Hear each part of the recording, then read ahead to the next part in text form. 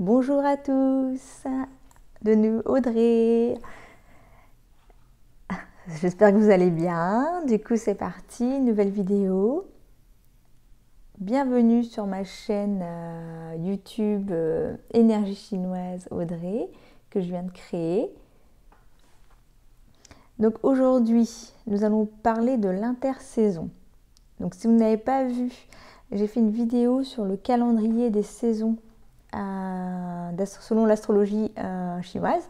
Donc n'hésitez pas à aller la regarder avant de regarder celle-ci.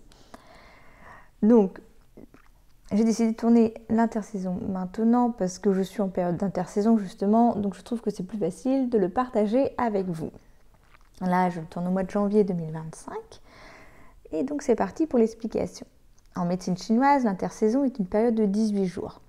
C'est un temps du coup intermédiaire qui vient s'intercaler entre chacune de nos 4 saisons classiques, hiver, printemps, été, automne. Cette année après l'hiver, l'intersaison se déroule du coup là du 16 janvier au 2 février 2025. Donc chaque année, ça change, d'accord? Donc d'où là j'ai fait la vidéo sur les saisons, le calendrier 2025 avec les dates correspondantes. Donc n'hésitez pas à aller revoir celle-ci pour voir les dates qui correspondent. Dans la théorie des 5 éléments, l'intersaison est associée à l'élément terre et à l'organe rate-pancréas. Durant cette période du coup de transition, l'énergie revient au centre avant de muter vers la saison suivante. Cette transition est un moment particulièrement privilégié pour renforcer justement l'organisme sur les plans énergétiques. Elle est essentielle aussi du coup, elle permet à notre corps et à notre esprit du coup de se préparer pour la prochaine saison.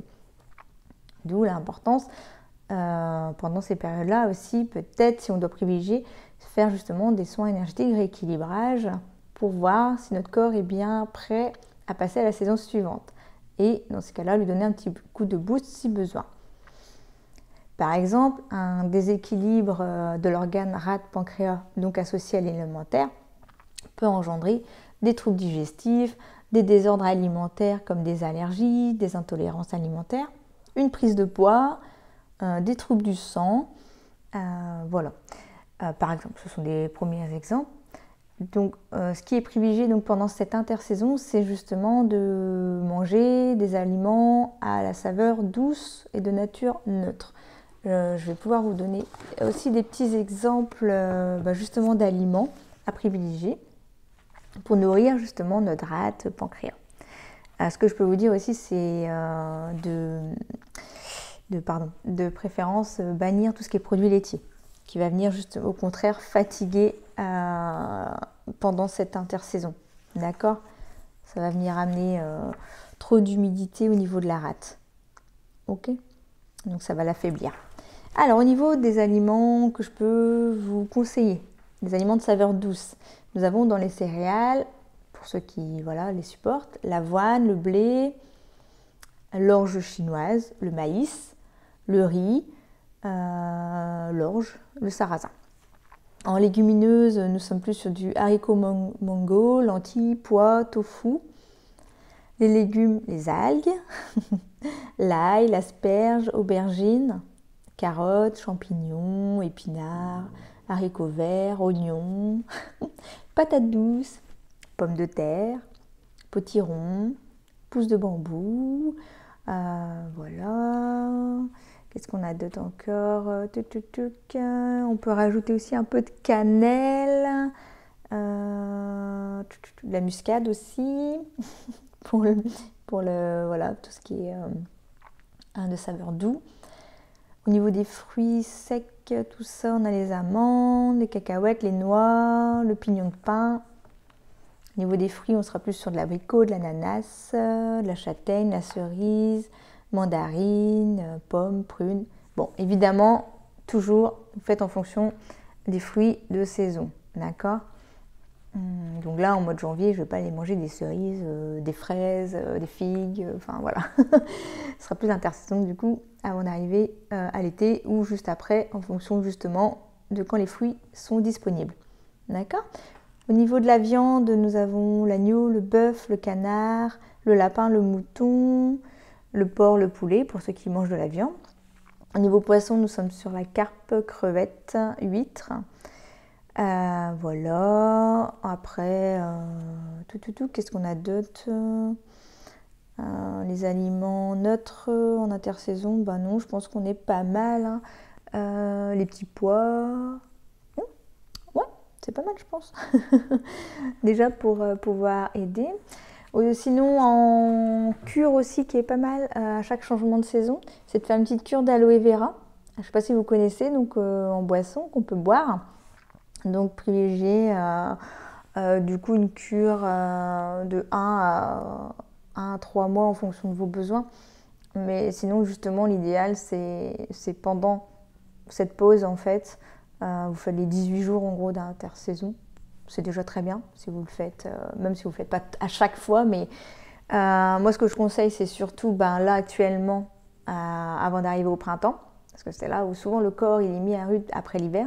Donc une bonne cure d'aloe vera. Après, il y a bien sûr vitamine C, zinc, tout ça. Et sinon, en deuxième période, ce que je conseille, c'est justement avant l'automne. Voilà, l'intersaison du coup d'avant l'automne. En général, c'est du coup fin d'été pour vous, au mois d'août, fin août en fait, avant la rentrée scolaire en gros de septembre, si ça peut vous aider, au moins de faire sur cette période-là, pour aussi c'est plus facile à retenir. Parce que souvent en plein été, en plein mois d'août, non, on ne pense pas à faire nos petites cures de saison. Donc voilà, une petite cure, par exemple fin août, c'est très bien. Et là, du coup, fin janvier, en gros, pour préparer le printemps. Ok, voire début février. Hein, on n'est pas non plus à la date pile. Voilà. Qu'est-ce que je peux vous dire d'autre? Voilà, donc ne pas hésiter à faire des exercices aussi d'ancrage, d'étirement. Pour venir renforcer du coup l'élément associé à l'intersaison, donc qui est l'élément terre. Donc voilà, je ferai une vidéo sur les éléments pour vous expliquer. Voilà, donc n'hésitez pas à bien chauffer les mains, bien masser, tout ça, réchauffer la tête aussi. Je vous montre des petites choses. Après au niveau mouvement, bon, l'idéal c'est debout bien sûr, mais on peut aussi juste tourner un peu comme ça avec des bons appuis au sol, étirer les jambes.